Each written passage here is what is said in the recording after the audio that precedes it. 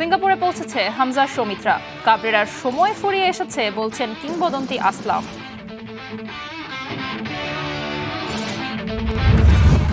সাফ অনূর্ধ্ব 20 চ্যাম্পিয়নশিপে শনিবার বিগ ম্যাচ, ভারতের বিপক্ষে মাঠে নামবে বাংলাদেশ।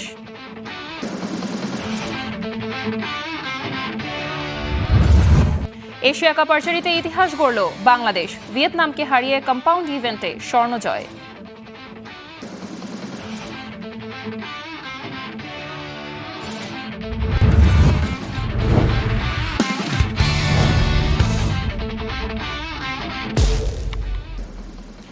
মার্চ মাস শেষ হয়ে গেলেও বিসিবির বর্তমান পরিচালনা পর্ষদ আর ঢাকার ক্লাবগুলোর দ্বন্দ্বে মাঠে গড়ায়নি ডিপিএল।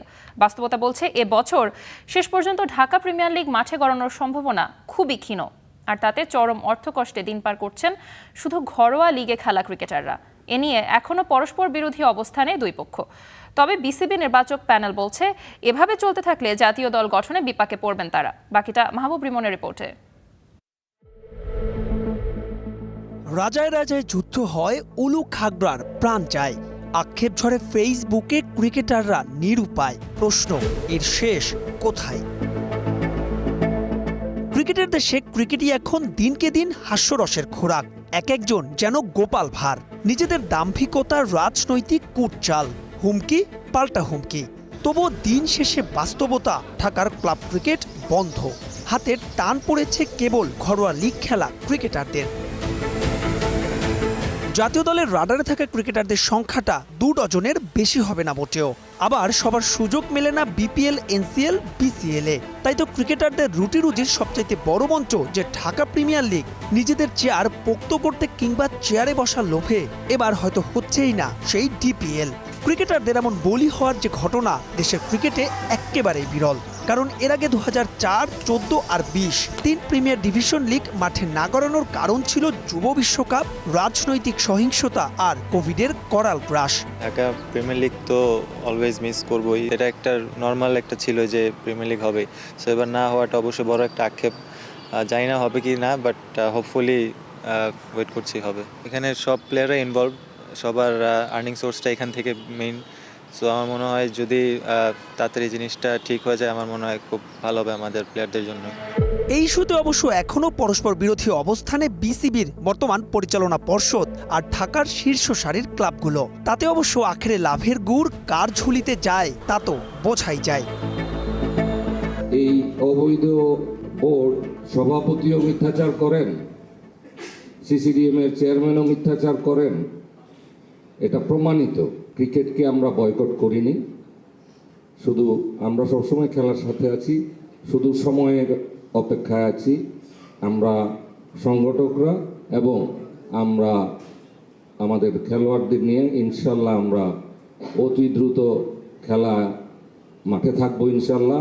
প্রিমিয়ার লিগটা একান্তই ক্লাবগুলোর ব্যাপার, এবং আমি ক্লাবগুলোকে বারবার আহ্বান জানিয়েছি যে আপনারা যেই জিনিসই করেন, আলটিমেটলি ক্রিকেট বোর্ড থাকবে, 4 বছরের জন্য নির্বাচিত হয়েছে, এবং তারা কি হবে এটা চিন্তা না করে ক্রিকেটটা মাঠে গড়ানো দরকার। এই ক্লাবগুলোকে আমি অনুরোধ করবো, এখনও আপনি সময় চলে গেলে কিন্তু এটা আর আসবে না। হয়তো বা ক্রিকেট বোর্ড হয়তো বদলে গেল এক সময়, কিন্তু এই সময়টা কোথায় পাবেন? এই জন্য বারবার বলছে, এবং প্লেয়ারদের আমি মনে করি আরও অ্যাক্টিভ হয়ে তার পার্টিকুলার যে ক্লাবে আছে তাদের সাথে যোগাযোগ করে। এখানে ক্রিকেট বোর্ডের কিচ্ছু করেন না। তবে এর প্রভাব হতে যাচ্ছে সুদূর প্রসারী। এমনিতেই পাইপলাইনে ক্রিকেটার সংকট, তার উপর ডিপিএল না হলে ভবিষ্যতের জাতীয় দল গঠনে পড়বে নেতিবাচক প্রভাব সরল স্বীকারোক্তি নির্বাচক প্যানেলের। ডোমেস্টিক ছাড়া তো আর কোনো অপশন নেই প্লেয়ারদের সিলেক্ট করার। ডোমেস্টিকটা তো বেটার হইতেই হবে। সো ওটার জন্য আই হোপ বোর্ড আরও বেটারভাবে উদ্যোগ নেবে, এটা কিছু করার চেষ্টা করবে। প্রিমিয়ার লিগটাও ঠিক মতো হচ্ছে না এবার। সো এই লিগগুলো আবার আগের মতো স্টার্ট হলে আমার মনে হয়, আগে একটা বড় একটা স্পেস ছিল প্রিমিয়ার লিগ সিলেকশনের ক্ষেত্রে। সো এই জিনিসটা ঠিক মতো না হলে আসলে ডিফিকাল্ট। দুঃসময়ে দায়িত্ব নেওয়ার কথা যে সিসিডিএম এর, তার চেয়ারম্যানও এখন বিদেশে আয়েশি জীবনে ব্যস্ত। নিজ অবস্থানে অনড় ঢাকার ক্লাবগুলোর নীতি নির্ধারকরা। ফলাফল, ক্রিকেটের দেশে ক্রিকেটাররাই এখন সবচাইতে অবহেলার পাত্র। খেলার চাইতে যে দেশে এখন ধুলোটাই বেশি। মাহবুব রিমন, স্টার নিউজ, ঢাকা। ঈদের ছুটি শেষে আবারও কর্মব্যস্ততা ফিরেছে মিরপুরের শেরেবাংলা ক্রিকেট স্টেডিয়ামে। 7 দিনের ফিটনেস ক্যাম্পে যোগ দিয়েছেন জাতীয় দলের রাডারে থাকা প্রায় 25 জন ক্রিকেটার। পিএসএলে থাকা মোস্তাফিজ, নাহিদ রানাদের ছাড়াই শুক্রবার হেড কোচ ফিল সিমন্স এবং ফিল্ডিং কোচ জেমস প্যামেন্টের নেতৃত্বে শুরু হয়েছে ক্রিকেটারদের ফিটনেস ক্যাম্প। বিস্তারিত রেদওয়ান শাওনের রিপোর্টে।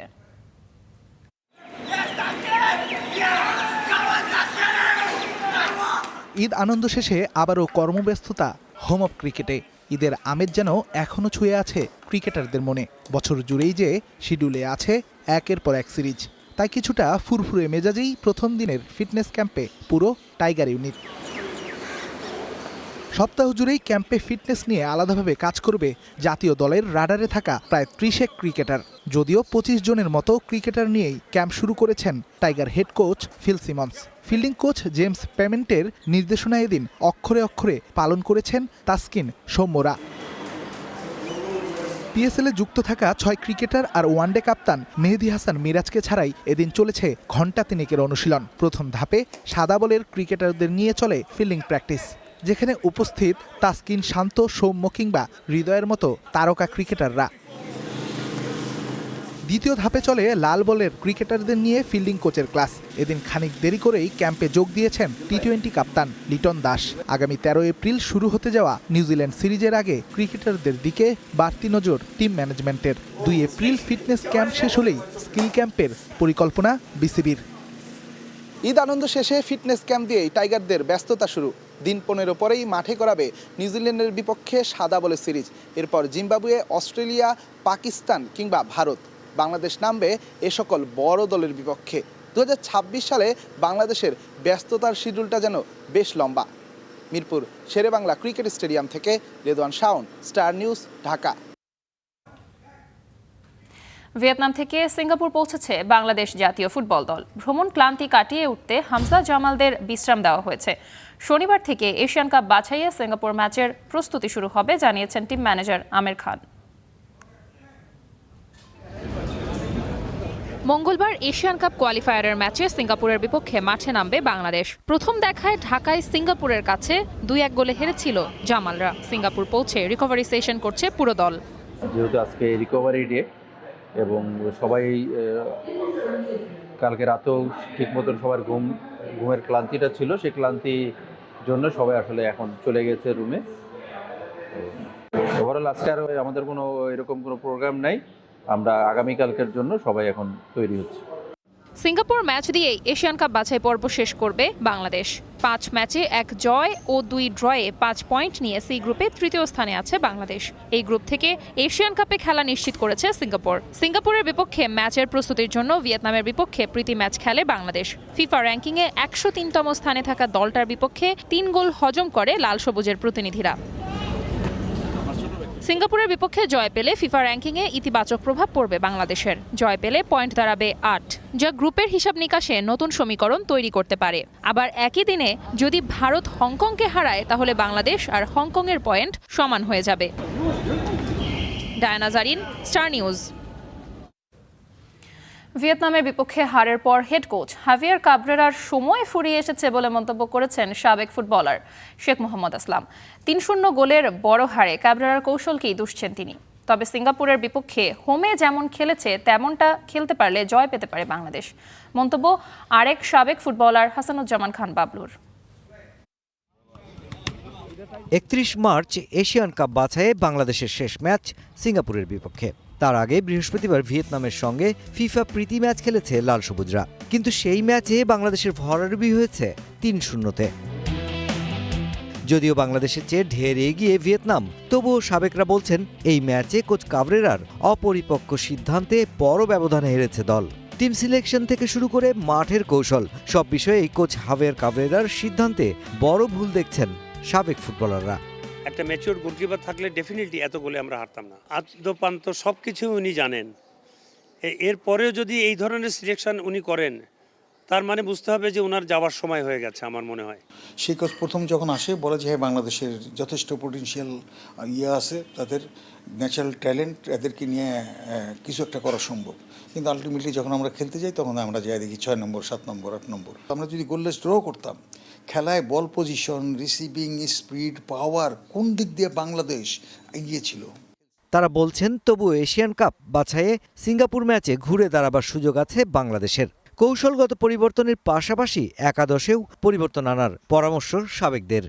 ওই মানসিকতা নিয়ে খেলতে হবে যে আমার হারানোর কিছু নাই, যদি আমার হারায় যদি কিছু অর্জন করতে পারি, সেই মানসিকতা নিয়ে যদি সবাই যদি তার মন প্রাণ দিয়ে দেশের জন্য খেলে, তাহলে হয়তো আমরা একটা পজিটিভ রেজাল্ট পেতেই পারি। আমরা গোল দেব না, বাট গোল খাওয়া যাবে না, এই টেন্ডেন্সি নিয়ে যদি মাঠে নামে, মানে ডিফেন্সিভ অর্গানাইজেশনটা যদি কম্প্যাক্ট থাকে, গোল দেওয়া সহজ না। যারা যারা একটু এক্সপিরিয়েন্স প্লেয়ার, ওদেরকে দিয়ে টিমটা সাজানো উচিত আমার মনে হয়।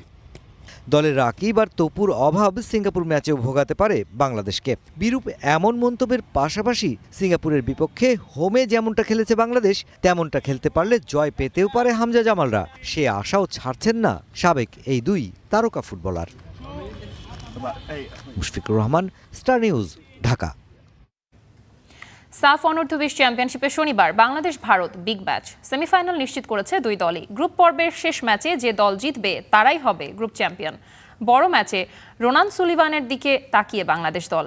মালেতে খেলা শুরু হবে বাংলাদেশ সময় 4:45 মিনিটে। রহমান পেয়ারের রিপোর্ট। সাফ অনূর্ধ্ব-20 চ্যাম্পিয়নশিপে পাকিস্তানকে হারানোর নায়ক রোনান সুলিভান সেট পিস থেকে জাদুকরি এক গোল করে লাল সবুজে উত্থান। রোনানের মাঝে রয়েছে স্বাভাবিক নাম্বার 9-এর সামর্থ্য। মার্কারকে কিভাবে ফাঁকি দিতে হয়, আবার কিভাবে ব্যবহার করতে হয়, এই বিদ্যায় দক্ষ। অফ দ্য বল মুভমেন্টে পজিশন তৈরি করে ঠান্ডা মাথার ফিনিশ। পাকিস্তান হাড়ে হাড়ে টের পেয়েছে রোনান কি জিনিস। বাংলাদেশ জাতীয় দলে পারফেক্ট 9-এর সংকট। রোনান বদলে দিতে পারেন দৃশ্যপট। ব্যক্তিগত দক্ষতায় অনন্য, ফ্রিকিক স্পেশালিস্ট হিসেবে পরিচিত। বাংলাদেশ অনূর্ধ্ব-20 দলের হয়ে একটা ম্যাচ খেলেই রোনান সুলিভান জানিয়ে দিয়েছেন ভবিষ্যতে জাতীয় দলের জন্য সম্পদ হতে পারেন তিনি। তার যমজ ভাই ডেকলান সুলিভানও হতে পারেন বাংলাদেশের স্বপ্ন সারথি। সাফ অনূর্ধ্ব-20 চ্যাম্পিয়নশিপে শনিবার বাংলাদেশের ইন্ডিয়া। রোনান সুলিভানই হবেন লাল সবুজের প্রতিনিধিদের মূল ভরসা। আমাদের উইকনেস নিয়ে মাঠে কাজ করছে, যে আমরা ইন্ডিয়ার ম্যাচ দেখছি গতদিন, পাকিস্তান আর ইন্ডিয়ার ম্যাচ। আমরা ওখান থেকে আরো কিছু শিখছি যে আমরা কিভাবে আমাদের দুর্বলতাগুলোকে কাজে লাগায় আরো ভালো করে আমরা ইন্ডিয়ার সাথে ভালো কিছু করতে পারি। আমরা ইন্ডিয়ার ম্যাচও দেখেছি তারা কিভাবে খেলে। ফ্যানদের বিষয়ে বলবো, মানে সবাই মাঠে এসে আমাদের উৎসাহ দেন যেন আমরা আরো ভালো খেলতে পারি। গ্রুপ বি থেকে এরই মাঝে সেমিফাইনাল নিশ্চিত করেছে ভারত ও বাংলাদেশ। শনিবারের ম্যাচে যে দল জিতবে তারাই হবে গ্রুপ চ্যাম্পিয়ন। পাকিস্তানের জালে ভারত বল পাঠায় 3 বার আর বাংলাদেশ 2 বার। রোনান সুলিভান হতে পারেন আসরের সেরা গোলদাতা। এক ম্যাচেই 2 গোল করে তৈরি করেছেন পথটা। শক্তিশালী ভারতের বিপক্ষে গোল পেলে আরো বাড়বে জাতীয় দলে ঢোকার সম্ভাবনা। Rahman Payer, Star News. Asia cup আর্চারিতে ইতিহাস গড়ল বাংলাদেশ। ছেলেদের দলগত কম্পাউন্ড ইভেন্টে প্রথমবারের মতো স্বর্ণ জিতল লাল সবুজের প্রতিনিধিরা। ফাইনালে ভিয়েতনামকে হারিয়ে এই গৌরব অর্জন করল হিমু ঐশ্বর্য রাকিবদের। এমন প্রাপ্তিতে অভিনন্দন জানিয়েছেন যুব ও ক্রীড়া প্রতিমন্ত্রী আমিনুল হক। শুক্রবার সকালে থাইল্যান্ডের ব্যাংককে পুরুষ বিভাগের দলগত কম্পাউন্ড ইভেন্টে খেলতে নামেন বাংলাদেশের হিমু, ঐশ্বর্য ও রাকিব আহমেদ। প্রতিপক্ষ হিসেবে ধাংতারান ও পাহামকে হারান তারা। নির্ধারিত 4 রাউন্ড শর্টের প্রথম থেকেই এগিয়ে ছিল বাংলাদেশ। ভিয়েতনামের 225 পয়েন্টের বিপরীতে বাংলাদেশ পেয়েছে 231 পয়েন্ট। টেকনিক্যাল অ্যাভারেজে ভিয়েতনামের অর্জন 9.38। অপরদিকে লাল সবুজরা তুলে নিয়েছে 9.62 পয়েন্ট। এশিয়া কাপের কম্পাউন্ডে পুরুষ দলগত ইভেন্টে এটাই বাংলাদেশের প্রথম স্বর্ণজয়। এর আগে সেমিফাইনালে ভুটানকে হারিয়ে ফাইনালে ওঠে বাংলাদেশ।